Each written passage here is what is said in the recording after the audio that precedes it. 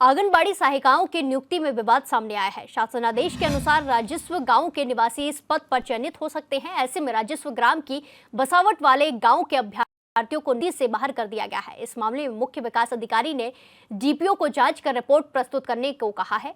इसी के साथ बीते दिनों बाल विकास विभाग के अंतर्गत गाँव की आंगनबाड़ियों में सहायता के पद के लिए नियुक्ति प्रक्रिया संपन्न हुई। इस पद के लिए अभ्यर्थियों से ऑनलाइन आवेदन मांगे गए थे। अब जबकि अधिकांश पदों पर नियुक्ति हो गई है तो नया विवाद देखने को मिल रहा है। कई अभ्यर्थियों का कहना है कि उन्होंने भी इस पद के लिए आवेदन किया था, लेकिन उनका आवेदन ये कहकर खारिज कर दिया गया है कि वो ग्राम के निवासी नहीं है, जबकि उनका कहना है कि वो उसी राजस्व ग्राम में आते हैं। सिर्फ गांव का नाम अलग होने के कारण उन्हें चयन प्रक्रिया से बाहर का रास्ता दिखा दिया गया। आंगनबाड़ी सहायिका के लिए भरा था आवेदन पत्र, जिसमें जसपुर गांव आता है और मेरा जसपुर राजेश्वर गांव आता है और मेरे गांव का नाम कांडे है, जिसपे ये बताया जा रहा है कि आप राजेश्वर गांव के नहीं हो, आप कांडे गांव को के हो, जिससे हमारा चयन नहीं किया। जी ऑनलाइन भी कर दी गई है और हमने एक पत्र भी लिखा है उनके लिए कार्रवाई करने के लिए की मांग की हमने। हाँ, बहुत सारे गांव के आ रखे हैं। कई लोगों की समस्या यही है कि आप राजेश्वर गांव के नहीं हो, बल्कि आप दूसरे गांव के। कुलड़ी ग्राम पंचायत हमारी कुलड़ी है, जिसमें 3 ग्राम सभा है, कुलड़ी, जसपुर, कांडे।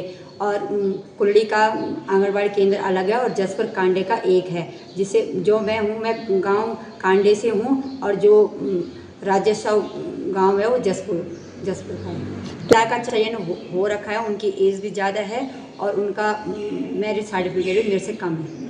तो हाँ, एक ग्राम छतकोट, ग्राम करंडई, इनके कुछ ग्रामीण आए हैं जिन्होंने वहाँ पे जो आंगनबाड़ी सहायिका है उनके पदों में नियुक्तियों के बारे में अपना एक एप्लीकेशन दिया है, प्रार्थना पत्र दिया। इसकी जांच के लिए मैंने जो हमारे डीपीओ हैं बाल विकास के, उनको मैंने निर्देशित किया है और इसके बारे में जैसी जांच रिपोर्ट आती है उसमें आगे कार्रवाई करें। पेशेंट्स आई हैं विभिन्न गांवों से, तो उसको हमने जो डीपीओ हैं उनको भेजा है और इसमें उनसे जांच करने का निर्देश दिया है। हाँ, वो जो भी उसमें नियम होंगे, जो उनकी क्वालिफिकेशन होगा और उसके आधार पर ही वो नियुक्तियाँ की गई होंगी। अगर उसमें कोई अनियमितता पाई जाती है तो उसमें फिर तदनुसार कार्रवाई की जाएगी। बोला कि इसमें डीपीओ को जांच के लिए दिया हुआ है, जांच रिपोर्ट आते ही अगर जांच में कोई अनियमितता मिलेगी तो उसमें कार्रवाई की जाएगी। इस खबर पर ज्यादा जानकारी के साथ सीधे जुड़ेंगे संवाददाता जय ममगई से। जय, जिस तरीके का ये पूरा मामला सामने आया है, आंगनबाड़ी सहायिकाओं की नियुक्ति प्रक्रिया में विवाद देखने को मिला है। ग्रामीण महिलाओं ने आरोप लगाया है कि उन्हें गांव का नाम बताते हुए बाहर कर दिया गया है और ऐसे में अब क्या कुछ जानकारी देखने को मिल रही है, क्या कुछ अपडेट देखने को मिल रहा है?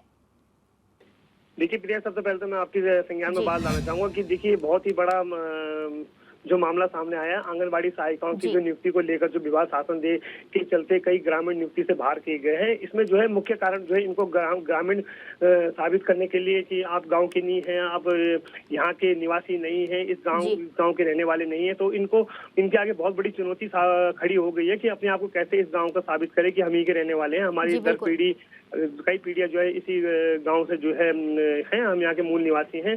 सब कुछ कागज कार्रवाई दिखा दी गई है। तो फिलहाल तो इनका यही है कि इस मामले में अभी सीडीओ विकास अधिकारी को इनका ज्ञापन सौंपा है, उनसे इसकी जांच करने के लिए इन्होंने जो है एक गुहार लगाई है। अब आने वाले समय बताएगा कि ये जांच कहाँ तक जाती है। फिलहाल तो इनको जो है साफ तौर से जो है इनका जो इसमें जो इस सहायिकाओं के पद के लिए जिनकी नियुक्ति हुई थी, इनका जो नियुक्ति जी बिल्कुल जय, जिस तरीके से यहाँ पे है महिलाओं ने, अभ्यर्थियों ने आरोप लगाया, तो ऐसे में ये इनकी कितनी संख्या है जो शिकायत लेकर पहुंची है?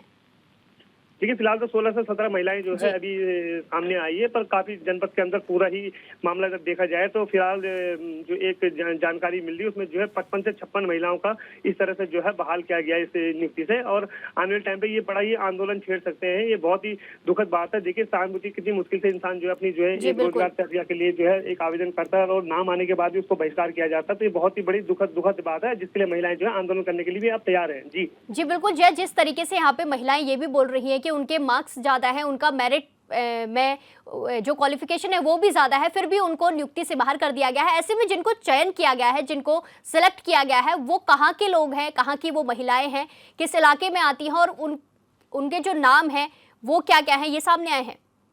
जी, बहुत बड़ी बात है। देखिए, जिस समय कोई नेता को या कोई मंत्री जो है, कोई सरकार नेता वोट मांगने जाता है, उस समय तो इस चीज को नहीं देखा जाता, पर इस समय जब इनके जीवन से जुड़ी हुई चीज है, किसी मूलभूत सुविधाओं के लिए कोई अगर अपनी रोजगार से संबंधित कोई भी चीज है, तो इस समय इसके ऊपर सवाल निशान खड़े कर रही है सरकार द्वारा भी और विभाग द्वारा भी।